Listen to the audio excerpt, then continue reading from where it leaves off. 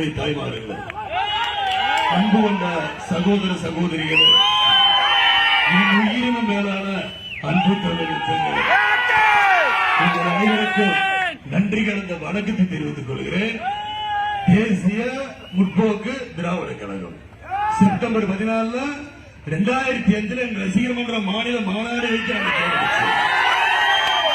இன்னைக்கு 19ஆம் ஆண்டு முடிஞ்சு 20ஆம் ஆண்டு இந்த இடத்துல பேசுறது நினைச்சா மனசுக்கு ரொம்ப சந்தோஷமா.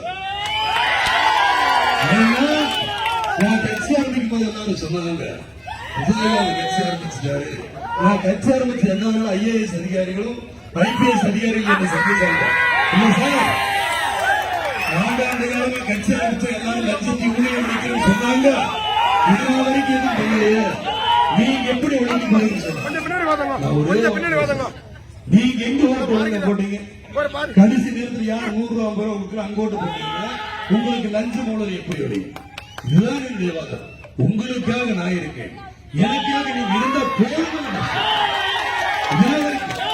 ஏன்னா ஒரு பழமொழி சொல்லுவாங்க, மடியில கணம் இருந்தா தான் வழியில பயப்படுவாங்க. நான் கட்சி ஆரம்பிக்கிறேன் சொன்னாங்க. அந்நியார் அவர்கள் கூட ஆலோசனை எடுத்துக்கிட்டேன். அப்ப கல்யாண மண்டபம் இருந்தாலும் கல்லூரியாக இருந்தாலும் இதுக்கெல்லாம் இடத்துல வரும் சொல்ல தாராளம் எடுத்துட்டு போவேன். நான் அதை பத்தி வருத்தப்பட மாட்டேன். இந்த மக்களுக்காகத்தான் நான் இருக்கிறேன். எனக்கு எந்த ஒரு ஆசை ஏன்னா எல்லாரும் எங்கேயோ இருந்து உங்களை பாக்குறாங்க, நான் உங்களா இருந்து அவங்கள பார்த்துக்கிட்டேன். இன்னைக்கு கள்ளக்குறிச்சியில கள்ளச்சாராயத்தில் ஏகப்பட்ட மரணங்கள். ஆனா நான் 2006 தேர்தல் அறிக்கையில் என்ன சொல்லியிருந்தேன், பணமரம் ஏறவங்களுக்கும் தென்னமரம் ஏறவங்களுக்கும் ஒரு வழி பண்ணுங்க, தயவு செய்து கல்லறைக்கு விடுங்கன்னு சொன்னேன். எல்லாரும் கேலி கிண்டல் பண்ணாங்க. இன்னைக்கு அந்த உயிரோட விலை என்ன? இதுதான் ஸ்டாலின் அவர்களை நான் சொல்றது ஒரே ஒரு விஷயம். நீங்க ஜனங்களுக்கு வளர்ச்சி திட்டங்களை கொடுங்க, தயவு செய்து கவர்ச்சி திட்டங்களை கொடுத்து ஏமாத்தாதீங்க, நடிக்காதீங்க. இல்ல, ஏன்னா நான் தினந்தோறும் சந்திக்கிற மக்கள் பிரச்சனை எனக்கு பேப்பர் எழுதியோ டைப் அடிச்சு பேசுற பழக்கம் எனக்கு கிடையாது. என்கிட்ட நீங்க எதை வேணா விலை கொடுத்து வாங்கிடலாம். என்கிட்ட இருக்கிற தைரியத்தை கொண்டு விலை கொடுத்து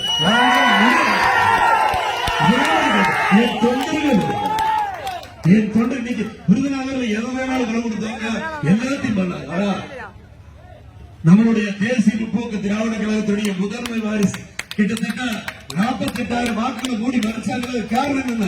அவர் காலையில எண்ணிக்கையிலிருந்து முடிவு வரைக்கும் முன்னணி சொன்னார்.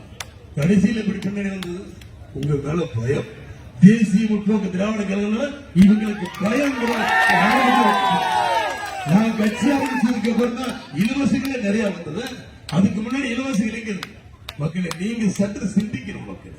உங்களுக்கு எல்லாருக்கிட்டையும் சொல்லுவாங்க, தேர்தல் நேரத்தில் வளர்ச்சி திட்டங்கள் கவர்ச்சி திட்டங்கள் மாத்தி சொல்லுவாங்க. கடைசி நேரத்தில் ஓட்ட வாங்கிட்டு போயிடுவாங்க. நீங்க வைக்கிற கரும்புள்ளிகள் தான் அவங்க பெரும்புள்ளியாக இருக்கிறது மறந்துடுறாங்கல்ல. நீங்க சரியா இருக்கிற மக்கள் இனி வரப்போற காலகட்டத்தில் உள்ளாட்சி தேர்தலாக இருக்கட்டும், சட்டமன்ற தேர்தலாக நீங்க ஒரு வாய்ப்பினை கொடுங்க. முரசு சின்னத்துக்கு ஒரு வாய்ப்பினை தாருங்க.